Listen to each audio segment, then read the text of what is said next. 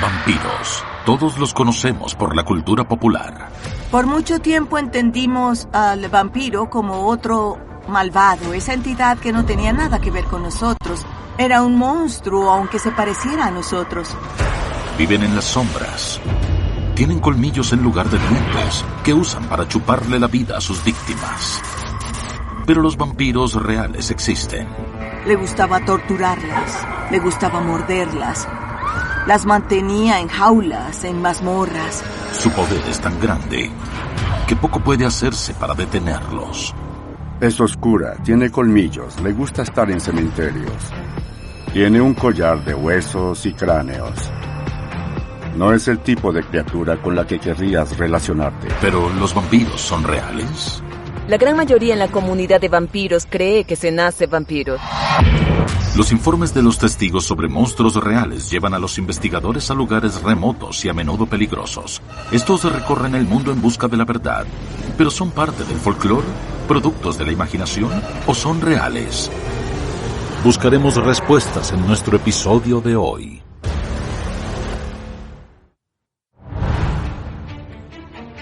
Por miles de años, las personas han contado historias de vampiros que viven entre nosotros. Hoy en día, estas criaturas con colmillos se han convertido en una especie de obsesión cultural. Desde libros mejor vendidos hasta largometrajes, continúan aterrorizando y fascinando. Se remontan a las primeras culturas y están al menos en el 95% de las culturas del mundo en formas diferentes. A todos los humanos nos interesa nuestra propia mortalidad. Nos interesa la muerte. No necesariamente la podemos entender. Algunos le tememos, algunos solo encontramos formas de explicar lo que debe ser para estar más cómodos mientras estamos vivos. Por mucho que los explotamos, seguimos adorándolos y temiéndoles. Las historias de vampiros podrían haber sido contadas para reconfortar a los vivos con la esperanza de regresar a una vida que alguna vez tuvieron, pero con un giro aterrador. Es un cadáver reanimado que obtiene su propia subsistencia a partir de otro ser vivo y al hacerlo debilita a ese huésped. Siempre hay un poder sobre algo o sobre alguien más, y esas tienden a ser las características del vampiro sin importar su cultura o la historia.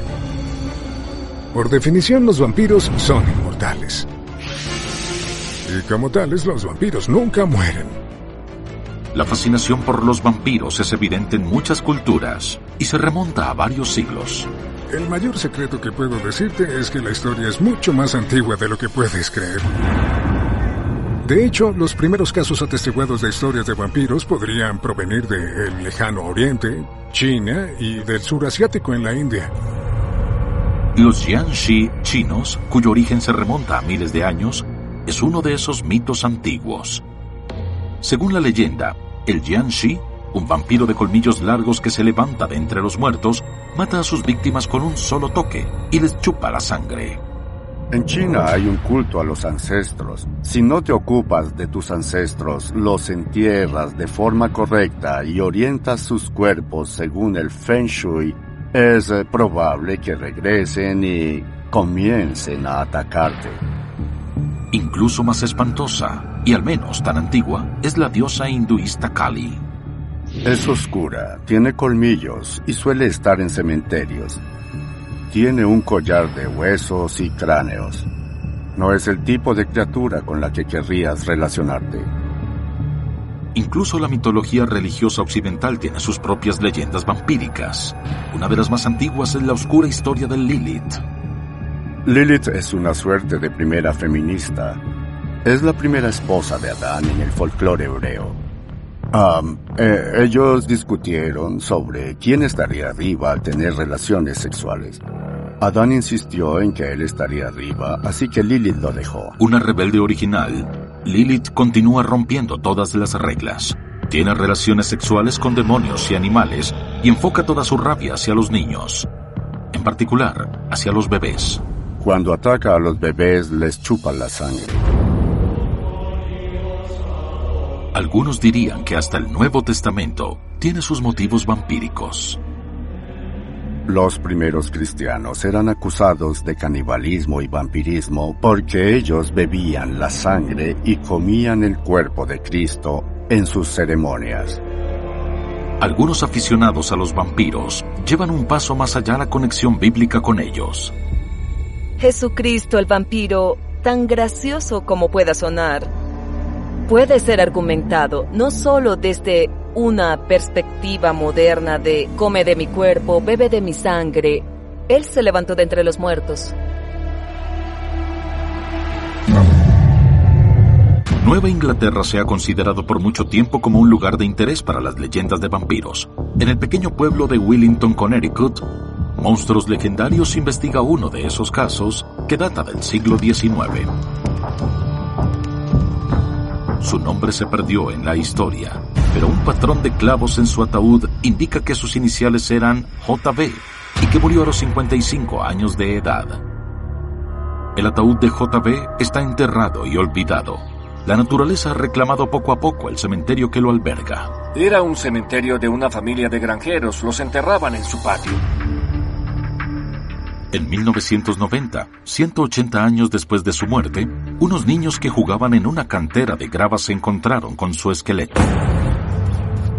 Se procedió a una excavación arqueológica a gran escala, pero cuando los arqueólogos comenzaron a excavar la tumba de JB, hicieron un impactante descubrimiento. La evidencia muestra que el cuerpo de JB fue exhumado, mutilado y sus huesos reacomodados en X, el símbolo de la muerte. En lugar de encontrar un esqueleto en una posición esquelética y anatómica normal, su cabeza había sido decapitada y rotada hacia el oeste. Sus costillas también habían sido fracturadas y por supuesto nos preguntamos por qué. Debido a que no existen registros sobre quién era JB, la historia no puede decirnos por qué se sospecha que era un vampiro. Pero la ciencia sí podría. Los huesos de JB ahora se encuentran en un archivo médico militar en Washington, D.C. Monstruos Legendarios analizará esos huesos para determinar si pueden explicar su causa de muerte y ofrecer pistas sobre por qué se realizaron rituales tan elaborados. El programa también investigará otros casos sospechosos de vampirismo que podrían revelar nuevas respuestas sobre este misterio. Cuando me encontré con este asunto de los vampiros, pensé que quizás era algo único o quizás algo muy inusual. Mientras más investigué, descubrí más casos. Tenía que ser algo mucho más común de lo que creería la mayoría. Michael Bell ha descubierto una nueva evidencia importante, no muy lejos del lugar del entierro de JB. Junto con Bellantoni, seguirá las pistas encontradas en un oscuro periódico local, que narra cómo el pueblo fue azotado por una plaga misteriosa y mortal. ¿Cuál es el nuevo caso que dices tener? Es una carta del entonces secretario del Ayuntamiento de Willington al periódico local, en la cual se queja de a quien llama curandero forastero, que ha estado impulsando una prescripción, una cura. ¿La cura? Exhumar el cuerpo y buscar vides creciendo en el ataúd. Se cortan las vides, se sacan los órganos vitales y se quema todo eso. Y así se resuelve el problema.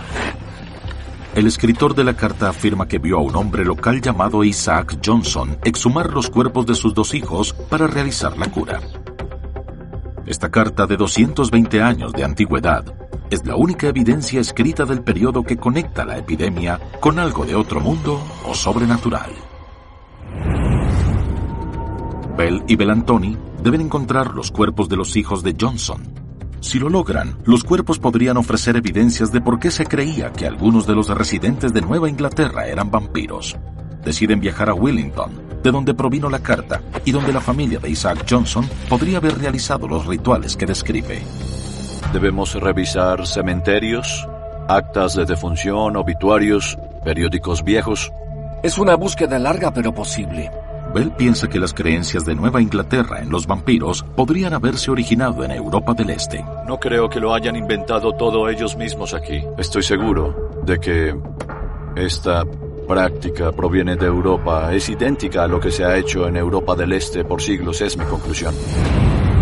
Esos rituales fueron inspirados por historias de vampiros y pasaron de generación a generación. Pero, ¿hay alguna prueba científica de esas historias de vampiros? Cuando la mayoría piensa en vampiros, piensa en castillos oscuros y tierras remotas. Piensa en los vampiros como monstruos antiguos sin alma.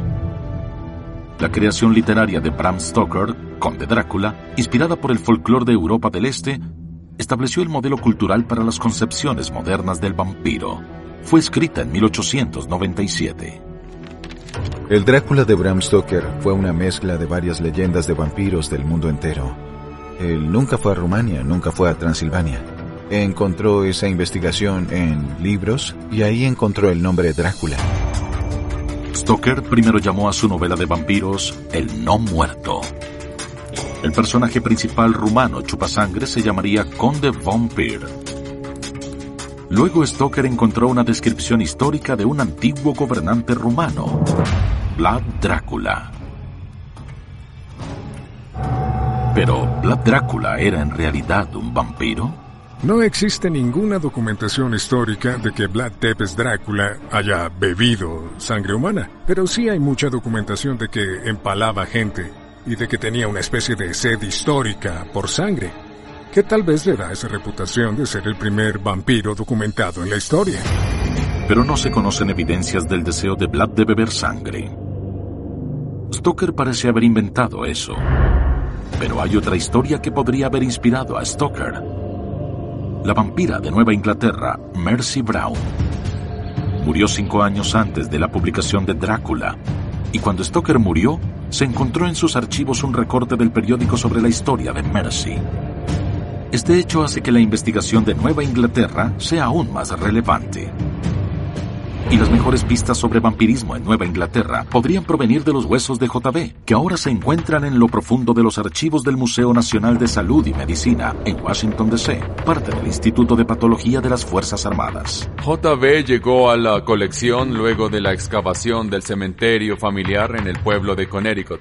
Existe un folclore alrededor de los restos de JB y la forma en que fue encontrado en su lugar de entierro. Los huesos fueron movidos luego de su muerte. Si los huesos revelan que JB era, de alguna manera, anormal, podrían ayudar a responder de una vez por todas si los vampiros son un hecho innegable o una fantástica obra de ficción. Monstruos Legendarios investiga afirmaciones sobre vampiros reales en Estados Unidos.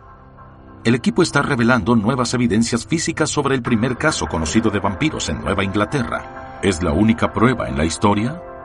¿O hay otras posibilidades que pueden esclarecer si los vampiros son más que fantasías alocadas?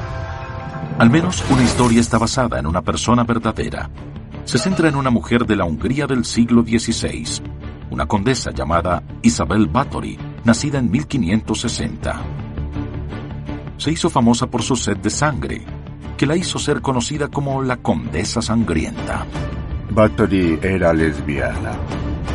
También era una persona a quien le inquietaba mucho su juventud y su apariencia. Y en algún momento, alrededor de sus 30 años, se comenzó a preocupar porque le estaban apareciendo arrugas. Se consideraba a sí misma como una mujer hermosa. Siempre se rodeaba de chicas jóvenes como recordatorio de la belleza juvenil proveniente de todas las mujeres vírgenes.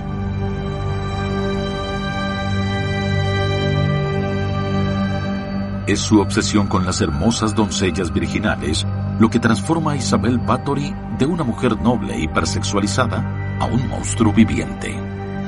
Aprovechando su posición, Isabel seduce a las jóvenes de pueblos cercanos para que trabajen para ella. Y las asesinaba, no hay duda de eso. Isabel Báthory no es una asesina común. Para ella, la tortura es un gran arte, y la sangre humana es su medio.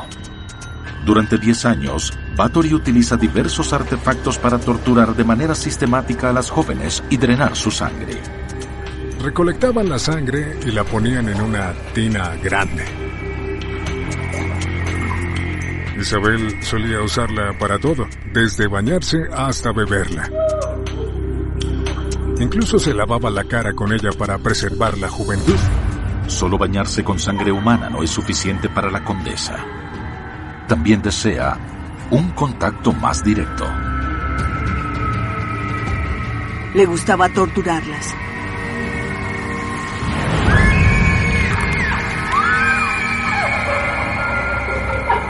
Le gustaba morderlas. Las mantenía en jaulas, en mazmorras. Bathory fue a juicio por 80 cargos de asesinato y fue enviada a prisión por sus crímenes. Murió tras las rejas. No hay evidencias sólidas de que Bathory haya bebido la sangre de sus víctimas, y no hay forma de examinarla científicamente para identificar rasgos de vampiro. Pero su historia ayudó a alimentar el ya generalizado miedo a los vampiros en Europa del Este. Este miedo llevó a la mutilación de los muertos para romper la maldición de los vampiros. Y hay evidencias de que muchas de las víctimas europeas pueden haber sufrido una enfermedad. Quizás la misma que afectó a los supuestos vampiros de Nueva Inglaterra. La investigación sobre el pánico vampírico en la Nueva Inglaterra del siglo XIX se enfoca primero en la única evidencia física sólida jamás descubierta: los huesos de un hombre identificado solo por las iniciales JB. Un análisis de sus huesos podría explicar por qué murió. Pero por qué fue mutilado no puede ser demostrado de forma definitiva, porque no hay registros escritos sobre él. Pero sí hay registros de otro caso de vampiros, este en Exeter, Rhode Island. Ocurrió en 1892, unos 70 años después de la muerte de J.P. Los relatos de los periódicos cuentan la historia de Mercy Brown, de 19 años, quien murió de una misteriosa enfermedad. La misma enfermedad que mató a su madre y a su hermana mayor antes que a ella. Tenía un hermano llamado Edwin, quien enfermó. El padre de Mercy estaba desesperado por salvar a su hijo Edwin. Personas de la familia y la comunidad buscaron al padre de Mercy, George Brown, para lograr presionarlo, para ir al cementerio y probar ese antiguo remedio. Creían que Mercy se había convertido en vampira luego de su muerte y se estaba levantando de su tumba, robando la fuerza vital de su hermano. En Nueva Inglaterra era como si un espíritu maligno habitara en el corazón de tu familiar, y ese espíritu maligno tomaba la sangre de los vivos para sostenerse. Para confirmar sus sospechas, el ataúd de Mercy fue exhumado 2 meses después de su muerte. Buscaban alguna señal de que algo podía mantener al supuesto cadáver con vida y fresco. Al parecer, los testigos vieron las señales que buscaban. Hablaban de pelo y uñas que crecían, la cara ruborizada, llena de color. Eran todas las pruebas que necesitaban para actuar. Arrancaron el corazón de Mercy y lo redujeron a cenizas. Pero esa fue solo la primera parte del ritual para romper la maldición vampírica. Le dieron las cenizas a su hermano Edwin. No le hizo mucho bien, porque Edwin falleció en mayo. Pero, ¿en verdad la familia Brown estaba siendo eliminada por algo sobrenatural? ¿O hay una explicación científica de lo que vieron los testigos? Mercy Brown murió de lo que llamaban tisis. Tisis era el nombre original de la tuberculosis, una enfermedad antigua y letal que ha plagado a las civilizaciones durante 5 milenios. La tuberculosis es una enfermedad infecciosa que se transmite por gotas de esputo que llevan el bacilo tuberculoso. En las últimas etapas se tose sangre. Tus familiares podrían ir a verte en la mañana y encontrar sangre en tus sábanas, en las comisuras de los labios. Es algo que te está consumiendo de manera física, la sangre y la vida. Puedo entender por qué las personas podrían hacer la asociación entre tisis y una figura como el vampiro. Ambos son cadáveres andantes, muertos en vida. ¿Mercy Brown fue solo otra víctima de tisis? ¿O algo más siniestro plagaba a su familia? El equipo del programa está en el Connecticut rural, investigando las muertes de 2 niños, quienes fallecieron de forma misteriosa a finales de la década de 1780. ¿Eran vampiros? ¿O murieron por causas naturales? Los periódicos locales de la época describen una plaga mortal que mató a muchas personas. Sabes, en cierta forma, este es como el punto final. Está Mercy Brown en 1892, que hasta donde sé es el último caso, y esto es de 1784. Son 108 años. La carta que descubrieron en los archivos del periódico de Willington buscaba alertar a los residentes del pueblo contra un doctor extranjero que había convencido a Isaac Johnson a exhumar los cuerpos de sus niños. No eran reconocidos como verdaderos médicos. Ellos hacían todo el circuito, llegaban al pueblo, anunciaban en el periódico diciendo curó esto, curó aquello. ¿Por qué, como Mercy, los hijos de Johnson fueron señalados como vampiros? Bell y Bellantoni se sumergen en los cientos de volúmenes escritos a mano. Bien, ¿dónde comenzamos, Michael? Comencemos por el índice. Bien. Hay nombres en el artículo, así que buscaremos a Isaac Johnson. Hay muchos Johnson en Eso este veo. pueblo. Vaya, Isaac Johnson y Elizabeth Beale. Unidos en matrimonio el 15 de julio de 1756. Vaya. Han encontrado el registro del matrimonio de Isaac Johnson con Elizabeth Beale. El documento menciona algo más: los nombres de los niños Johnson. Amos y Elizabeth. Amos tenía 22 años y Elizabeth 19. Vaya, las fechas son perfectas. Los investigadores deben ubicar las tumbas de Elizabeth y Amos para determinar cómo murieron. ¿Fue la plaga? ¿O eran vampiros, como algunos sospechaban? Según testigos, sus cuerpos fueron exhumados alrededor de 1784 para romper con la maldición vampírica. Hola, ¿cómo están? La investigación comienza en un pequeño rincón del cementerio de Willington. No hemos podido encontrar las lápidas de Isaac Johnson, ni tampoco la de sus hijos. Sabemos que algunos Johnson fueron enterrados en esta sección. Podrían estar en tumbas no identificadas. El equipo del programa comienza a trazar un espacio de 9 por 18 metros que abarca el terreno de los Johnson, que por alguna extraña razón no está identificado con lápidas. Lo que hacemos es probar una técnica de geofísica de imágenes electromagnéticas.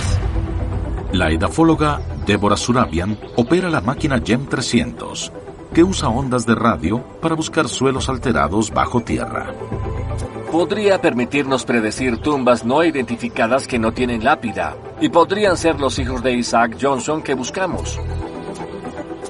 Las tumbas podrían brindar evidencias físicas fundamentales para explicar la histeria vampírica de Nueva Inglaterra y ayudar a establecer qué tenían en común los Johnson, Mercy Brown y J.B., que llevó a que sus seres queridos creyeran que eran vampiros.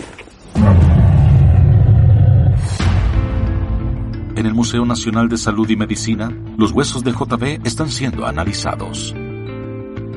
Tiene un engrosamiento de las costillas. El engrosamiento costal es una vía generalmente aceptada por la cual la tuberculosis puede afectar el esqueleto. Al igual que Mercy Brown, J.B. también fue víctima de tuberculosis.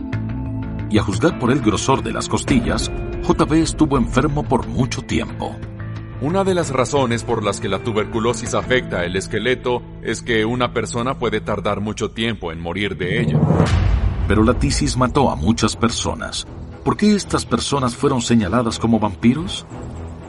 En el cementerio All East de Willington, Mike Bell, Nick Bellantoni y un equipo de científicos están usando imágenes electromagnéticas para buscar los cuerpos de los hijos Johnson. De encontrarlas, las pruebas podrían determinar si tenían tuberculosis y si sus cuerpos fueron mutilados. Y eso podría ser una prueba definitiva de que el pánico vampírico, al final, fue solo un malentendido. Una vez que han rastreado toda el área alrededor de las tumbas Johnson, descargan los resultados. Se ven los rasgos rectangulares de este a oeste. Son patrones mortuorios cristianos clásicos. De forma alentadora, el resultado también revela patrones rectangulares similares en el suelo, en un área sin lápidas, que podrían indicar tumbas sin marcar. El siguiente paso sería tomar muestras del suelo para ver la estratigrafía que se esperaría en un cementerio. El equipo se concentra en un posible entierro y cava en las profundidades de la tierra, una capa a la vez. Tenemos mucho del subsuelo mezclado con la Capa superficial o manto vegetal, vean la diferencia de color. Esta es muy oscura, con mucha materia orgánica. Esta mezcla de suelo indica que Mike y el equipo, sin duda, se encuentran sobre una tumba sin identificar. Usando las dos técnicas demostramos que hay tumbas sin marcar aquí y pudimos ubicar al menos una en la parcela de la familia Johnson. Pero hay un problema. Por estar en una parcela familiar, tendrán que encontrar descendientes de los Johnson para obtener permiso para una excavación arqueológica completa. Y no se sabe cuánto podría tardar. Mientras tanto, Bell y Bellantoni buscarán más pistas. En realidad nuestro rastro no ha terminado, solo continúa en otro sentido. De hecho, en la ciencia el rastro nunca termina. Pero la ciencia tiene otra posible explicación de la histeria vampírica de Nueva Inglaterra. Poco después de la muerte, los músculos del cuerpo comienzan a tener una condición llamada rigor mortis, en la cual se tornan relativamente rígidos. Pero al momento de exhumar a un sospechoso de haber sido vampiro, la familia se encontraba con una extraña transformación. Luego de culminar el proceso de rigor mortis, los músculos se relajan porque se están deteriorando.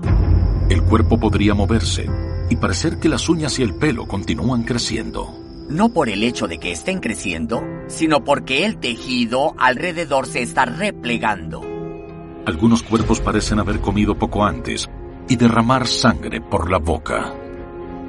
Se hinchan y algunas partes del cuerpo se engrosan, sobre todo en el tracto gastrointestinal, tanto como para que el material del tracto gastrointestinal emerja por la boca. Y esto puede hacer que salga algún material rojizo.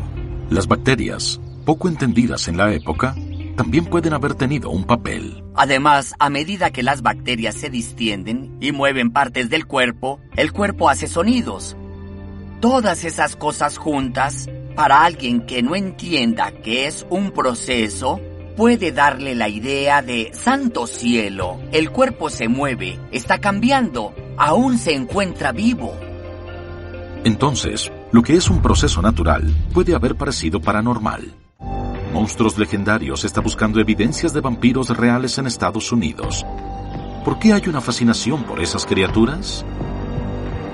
Por mucho tiempo entendimos al vampiro como otro malvado, esa entidad que no tenía nada que ver con nosotros. Era un monstruo, aunque se pareciera a nosotros, era un monstruo. Incluso hoy en día, hay quienes se consideran vampiros. A mediados de la década de 1990, Murray, Kentucky, fue el hogar de un clan de vampiros de tiempos modernos, con un gusto por el asesinato.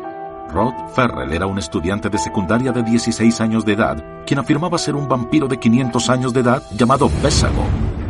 Ferrell lideraba a un pequeño grupo de adolescentes llamado el Clan Vampiro. Rod Ferrell tenía un ego excesivo para poder controlar a otros. Encontró a varios chicos jóvenes y se exaltaba al manipularlos. Usaba el concepto de los vampiros para encantar y engañar a esos chicos. Una de las manipuladas seguidoras de Rod era Heather Wentford, de 15 años, a quien conoció cuando visitaba a su padre en Eustis, Florida. Heather también vivía en Eustis. Se sentía asfixiada por sus padres y buscaba cómo escapar. Sus padres cuestionaban su estilo, estaban arruinando su vida y la controlaban demasiado, así que él, como un glorioso vampiro guerrero, iría a poner las cosas en orden. Ahora, enamorado de Heather, Rod se enfurece por las historias de su miserable vida en el hogar. Así que decide tomar una gran cantidad de ácido y tramar un peligroso plan. Y el día después de Acción de Gracias de 1996, Ferrell ingiere 10 tabletas de ácido, una dosis muy peligrosa. ¿Qué dices? Te dije que buscaríamos. Luego se lleva a sus 3 discípulos en un viaje de 12 horas desde Murray, Kentucky hasta Eustis, Florida, donde viven Heather y sus padres. Tomó una palanca y dijo que iba a matar a su padre.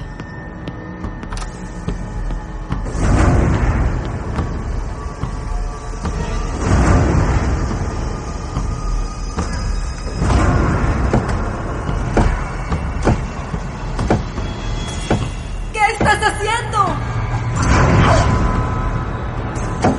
Su madrastra entró a la habitación, así que también fue por ella. Los golpeó hasta la muerte y luego consumió una pequeña cantidad de su sangre. Fue una de las cosas que lo identificaron como vampiro.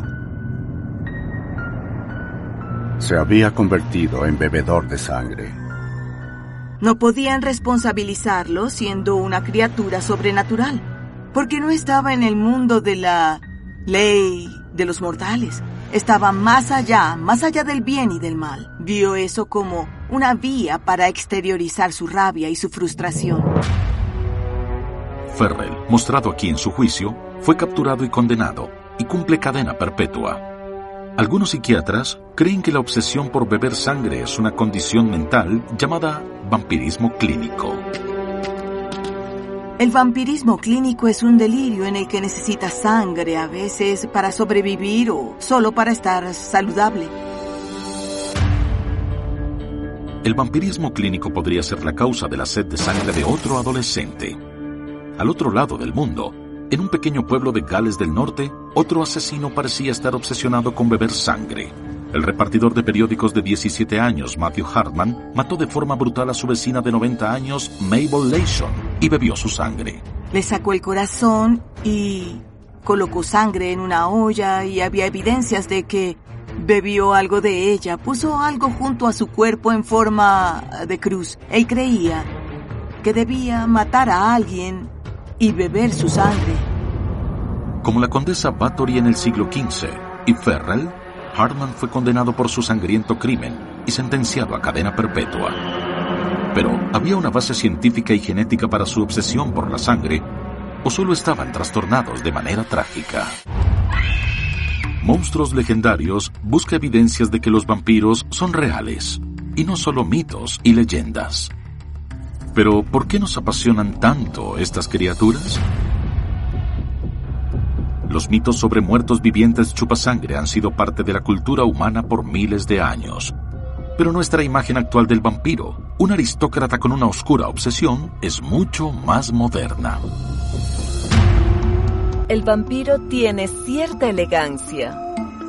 Puede vestir como quiera, y con esa sexualidad tan potente y cruda, puede permitirse una apariencia muy decadente. La imagen del vampiro también encarna lo que es prohibido, y hay personas que son atraídas por eso, en lugar de ser atraídas por lo que es aceptable, porque les hace sentir como forajidos, se creen especiales, sienten que son más poderosos que las personas normales.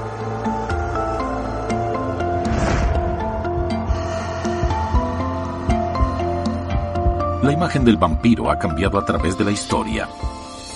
Y el vampiro moderno es más complejo y matizado de lo que se podría pensar. El vampiro psíquico es alguien que se alimenta de la vitalidad de otros. Los vampiros sanguinarios creen que necesitan beber sangre. En algunos casos beben sangre porque les da una satisfacción psicosexual. Y luego están los de estilo de vida vampírica. Son personas atraídas por la sola idea del vampiro, su potencia sexual, por su identidad como un ser extraño, por su eterna juventud y belleza. Como los vampiros de Nueva Inglaterra, que se consideraba que robaban la fuerza vital de sus víctimas, los vampiros psíquicos afirman que se alimentan de la energía de otros.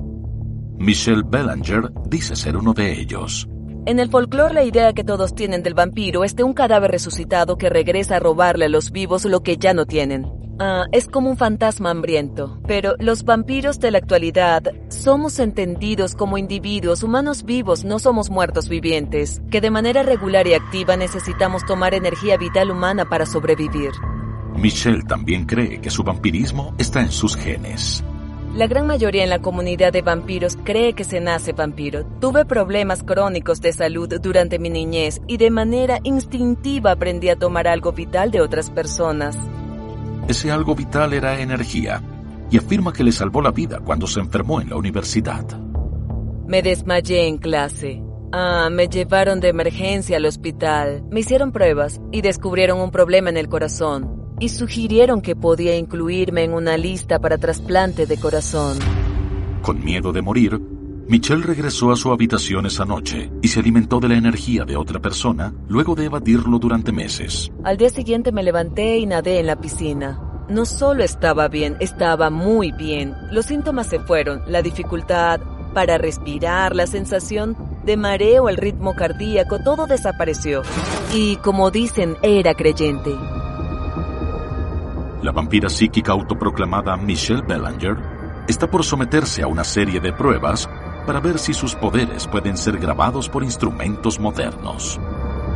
Monstruos Legendarios le pidió al investigador paranormal Dominic Vilela que intentara captar evidencias de una transferencia de energía durante una sesión de alimentación entre Michelle y un voluntario llamado Rax.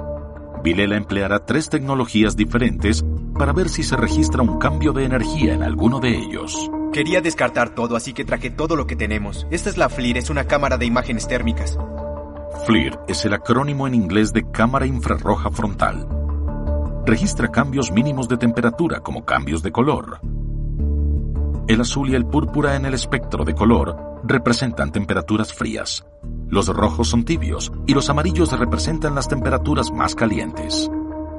Si hay una transferencia de energía de una persona a la otra, esa diferencia de temperatura se mostrará como un punto más brillante. Este es un detector de campo electromagnético natural. Este mide campos eléctricos o campos magnéticos. Y el último medidor que tenemos es un medidor múltiple estándar. Los electricistas lo usan para revisar cables. Si pones tu pulgar sobre él, lo que hará será medir el voltaje de tu cuerpo. Lo que buscamos es un incremento o decremento severo de energía. Monstruos Legendarios busca pruebas de que los vampiros son reales. El equipo se encuentra con Michelle Belanger, una vampira psíquica que afirma poder alimentarse de la energía de los humanos. Monstruos Legendarios intentará captar evidencias en vivo de una transferencia de energía. Primero me sincronizaré con su energía, me conectaré con él y crearé un flujo entre nosotros. Michelle comienza a alimentarse de Rax. Tom usa la cámara térmica FLIR para captar cambios de temperatura en los sujetos. ¿Vieron algo de utilidad?